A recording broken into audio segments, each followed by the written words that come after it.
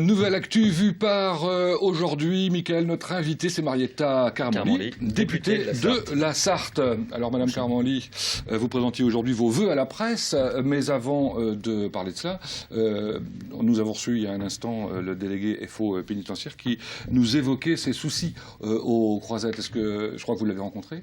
Oui, j'ai rencontré à plusieurs reprises, pas récemment. Donc, à l'occasion de ma présence, j'apprends aussi l'évolution qui est malheureusement dans le même sens qu'auparavant, c'est-à-dire qu'une surpopulation dans cette maison d'arrêt. Donc effectivement, on a demandé des moyens. C'est l'occasion aussi pour moi, je vais les rencontrer donc très rapidement dès demain pour revenir sur le dossier et essayer d'appuyer leurs demandes auprès du ministère, la garde des Sceaux. C'est pas normal qu'on arrive à cet état, à 3 détenus.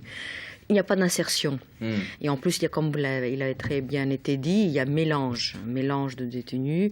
Et donc ça, c'est quelque chose qu'il faut vraiment condamner. Mais est-ce que vous avez l'impression qu'un jour, on va trouver une solution à ce problème récurrent depuis des lustres, j'allais dire? C'est un problème récurrent. Je pense que il y a aussi le problème des nouvelles prisons qui ont été créées, qui augmentent aussi l'isolement et le mélange. Donc je crois qu'il manque à la fois des places, mais il manque aussi un certain nombre d'autres types de peines alternatives pour un certain nombre de délits.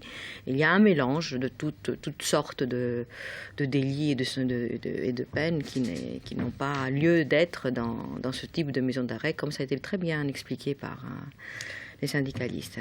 Alors, c'est pour vous une nouvelle mandature pour cette nouvelle année, puis un nouveau travail, car vous êtes dans la majorité. Oui. En quoi, vous étiez dans l'opposition pendant 5 ans, maintenant vous êtes quand même dans la majorité. En quoi cela change les choses pour vous? Alors, ça change dans le sens... Alors, c'est pas en termes de travail, parce que même le dernier classement de nos députés montre bien que je n'ai pas oublié de continuer à travailler comme je l'ai fait auparavant. Donc ça, c'était le premier élément. Le deuxième élément, c'est que la majorité, ce qui change, c'est qu'à la fois, en bien, vous pouvez espérer voir vos propositions être retenues et donc réalisées. Oui, ça, c'est important. Mais pour y arriver, il faut aussi encore plus de travail de persuasion, de parlementaire, y compris avec ses propres collègues. C'est difficile de convaincre vos collègues du PS. Il faut convaincre quand effectivement aussi au niveau du gouvernement, on n'est pas forcément toujours, et au niveau des conseillers, ils n'ont pas toujours pris la mesure de nos propositions en tant que parlementaires. Mais on y arrive. Donc voilà, on a quelques réalisations lors de ces derniers débats, en tout cas dans ma commission des lois, commission des affaires européennes. Un exemple, par exemple, de choses que vous avez pu faire avancer? Par exemple, des amendements qui ont été proposés au niveau des finances de collectivités territoriales dans le cadre du budget de l'année 2013, des amendements qui vont permettre aux collectivités de ne pas être par seuil et accompagnées dans les dotations par l'État, mais par un système de logarithmique, c'est-à-dire une progressivité, c'est-à-dire pour prendre en compte le nombre d'habitants dans les communes. D'accord, donc il n'y a plus ces effets de seuil qui sont souvent négatifs. On trouvait effectivement des petites communes riches avec donc peu d'habitants, ou le contraire, des grandes communes pauvres. Voilà, c'était... Donc plus d'équité en fait dans la l'équité, répartition. je pense que c'est ce que je disais effectivement pour l'année 2013, il faut que l'efficacité serve l'égalité et l'égalité augmente l'efficacité. Dossier prioritaire pour le gouvernement, pour vous aussi, au Parlement, et puis parce que vous êtes une élue concernée par ce qui se passe en Sarthe, c'est l'emploi. J'aimerais qu'on parle des emplois d'avenir. Alors 800 sont prévus en Sarthe en 2013, il n'y a que 11 candidatures aujourd'hui. Est-ce que c'est parce que c'est le début ou parce que c'est un système qui ne marche pas, ou il faut lui laisser le temps de... Il y a 11 signés, il y a 18 en cours pour compléter totalement. L'information, ça fait 30 en gros aujourd'hui. On est au début de l'année, donc le dossier a été signé il y a quelques semaines, donc effectivement ça c'est important. Je pense qu'il faut accélérer dans l'information, dans le contact avec les jeunes qui peuvent être concernés, les associations, le secteur marchand et non marchand qui peut finalement être aussi les employeurs. Comment est-ce accueilli d'ailleurs par les jeunes concernés, parce que ce ne sont pas tous les jeunes, il faut le rappeler. Non, tout à fait. Alors déjà, il y a beaucoup qui ne sont pas au courant. C'est ça. Et ce qui m'amène aujourd'hui, y compris en tant qu'adjointe à la jeunesse, de proposer des rencontres dans ces quartiers concernés pour donner avec la mission locale des informations, à la fois qu'est-ce que l'emploi d'avenir, quels sont les critères, quel type de poste, quel type de profil, et puis construire avec ceux qui souhaitent s'engager. La collectivité en plus locale, ici le Mans Métropole s'engageront. Voilà, pouvoir finalement répondre. La moitié des postes sartois iront en gros pour le Mans ou le Mans Métropole, c'est ça? Alors en gros, l'objectif fixé au niveau de l'État localement, c'était d'avoir 400 postes dans l'agglomération mancelle pour l'année.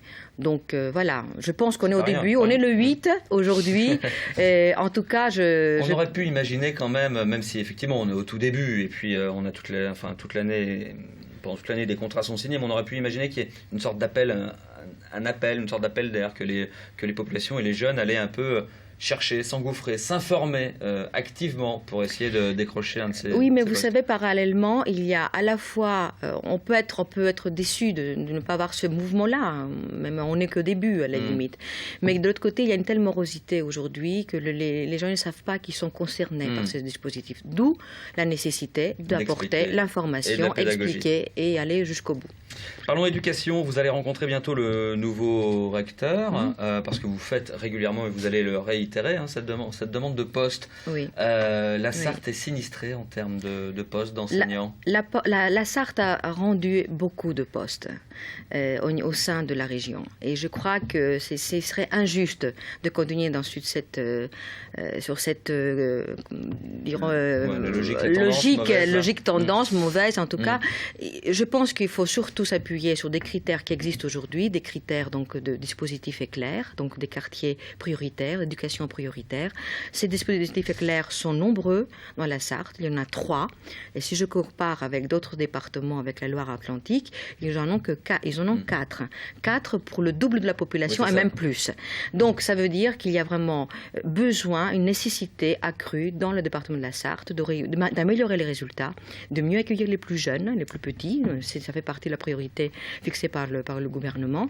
Et donc c'était à la fois le plaisir d'aller rencontrer bien à la rencontre du recteur parce que c'est un nouveau recteur et je souhaite finalement lui porter moi-même directement le message et je sais que ce message il est relayé aussi par l'inspection académique aujourd'hui qui fait tout son possible pour obtenir des postes aujourd'hui. Vous réclamez à peu près 45 postes pour la Sarthe si on mélange secondaire et primaire quoi en gros. Oui, on est effectivement autour de la quarantaine, plus que quarantaine même de postes.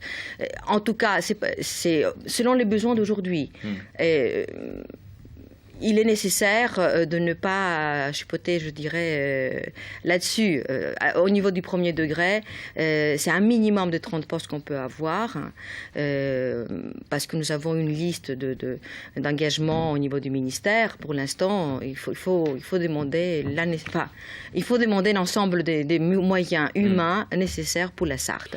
Donc je ne veux pas parler de nombre de postes, mais en tout cas, je vais rappeler au niveau du recteur qu'il y a nécessité d'apporter les moyens pour fonctionner et améliorer les résultats dans ce département. Autre sujet, vous avez été parmi ceux qui ont le plus défendu la possibilité pour Le Mans d'être une ZSP, une zone de sécurité prioritaire. Concrètement, ça veut dire quoi? Et quels sont les moyens qui vont être mis en œuvre? Alors, les zones de sécurité prioritaire ont été définies par le ministère dès la rentrée 2012. Donc nous avons pu rejoindre cet ensemble qui a été défini. Donc on vient d'y arriver. Donc pour l'instant, on n'a pas encore tous les éléments concrets en termes de moyens humains, mais ça va se traduire par des moyens humains. C'était essentiel parce que il faut être pragmatique. Nous avons aujourd'hui en campagne, en milieu rural comme en milieu urbain, des quartiers, des secteurs où ils ont des besoins plus particuliers, qui font face à des difficultés économiques, qui font face à des difficultés sociales et qu'il y ait aussi quelquefois des difficultés, je dirais, d'insertion, de délinquance, etc. Donc il faut pas vraiment le nier. Donc face à ces besoins-là, il faut apporter des solutions. Et donc la prévention spécialisée, c'est aussi donc cette zone de sécurité prioritaire qui permet des moyens supplémentaires en sécurité, dont nous demandons depuis très longtemps. Donc je fais partie des élus aussi avec Monsieur le maire, mais avec Monsieur Gounil. Nous défendons aussi des moyens humains. Je crois qu'au-delà des solutions qui auraient pu être mises en place dans les villes, comme la nôtre aujourd'hui, la vidéoprotection, sous la vidéoprotection, je dirais, c'est aussi des moyens humains. On ne remplace pas. Donc c'est pour cette raison-là, le fait de s'inscrire dans cette zone de sécurité prioritaire, c'est un premier élément de moyens humains qui vont venir. Mais de l'autre côté, il y a aussi tout un zonage nécessaire qui peut se faire en termes de logement, en termes d'éducation, en termes de santé. Et je crois que c'est des moyens qui vont accompagner aussi notre collectivité. Autre sujet, alors vous êtes conseillère municipale, députée, présidente, en tant que députée, présidente du groupe d'amitié franco-grec, coprésidente du groupe d'études sur les assurances. Vous faites un rapport là en cours sur le financement du cinéma. Ça fait partie des travaux de la commission parlementaire. des lois des affaires européennes. Est-ce qu'on peut tout faire bien? Alors, ça fait partie de mon travail. Ouais. Je dirais, là, tout ce que vous venez de citer, c'est mes fonctions, les travaux que je mène au sein de l'Assemblée nationale au niveau pour représenter la population. Donc, quand je travaille sur le dossier des assurances, c'est parce que au Mans, nous avons une grande entreprise qui est MMA, et donc effectivement, il faut aussi s'intéresser à ces questions-là. Si je m'intéresse sur les collectivités, c'est parce que je suis à première loge concernée par les finances locales et donc il faut aussi s'en occuper. C'est des décisions que nous prenons à l'Assemblée et donc c'est des groupes de travail au sein de nos travaux. C'est pour ça d'ailleurs quand on dit quelquefois dans l'hémicycle, il y a le travail dans l'hémicycle, il y a le travail dans la commission, il y a le travail de préparation dans les groupes de travail. Beaucoup de travail dans les bureaux, vous dites. Et puis parallèlement, donc j'accompagne Monsieur le maire dans la fonction de la jeunesse. Conseillère municipale, adjointe à la jeunesse, donc vous venez de le dire. Est-ce que vous souhaiteriez vous investir plus au Mans? Je m'investis depuis longtemps, donc. Est-ce que, en fait, en gros, en 2014, est-ce que ça vous intéresse d'être visière à la place du Non. Écoutez, Monsieur le maire, il a bien parlé. Il a dit effectivement qu'il faut toujours respecter le temps de la décision et le temps de la préparation. Je suis très bien à ses côtés. Si un jour il faudra exercer des fonctions, il me le demande, je le ferai. Mais ça se fait avec lui et pas contre lui. Merci Marietta Karamanli d'avoir bien voulu répondre à nos questions pour cette Actu Vue par Mickaël. À bientôt. À bientôt. Bonne soirée à vous. Merci.